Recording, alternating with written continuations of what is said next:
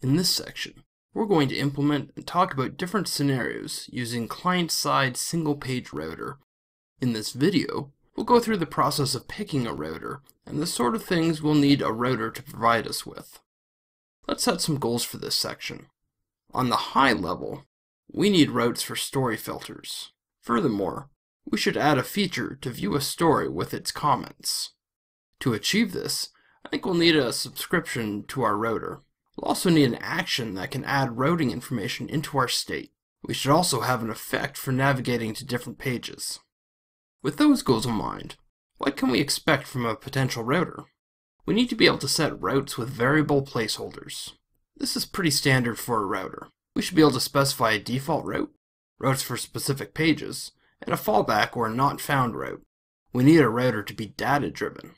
This means we definitely want to avoid any framework-specific router. There are a pile for React, Angular, and Vue, but very few framework-agnostic implementations. The data should be easy to consume too. We don't want to have to spend a lot of time writing decoders to translate route data into data we can use in our state. We need to be able to start and stop the router at our own whim. Since our router will be in a subscription, and subscriptions can be cancelled or restarted, we need to be able to support that easily. And lastly, we want to be able to continue using CDNs like unpkg as often as possible. That reduces our code footprint both locally and over the wire. After looking at a handful of different routing libraries, I came up with this top 3 list. Starting in third place, Router 5. Router 5 does a lot of awesome things and covers all of our bases. My only reason for saying no is that we need to import the core library and plugins to do the job. Second place is Riot Router. I really liked the simpler API, and it also does everything we need. I was very close to picking it. Finally, first place is Page.js.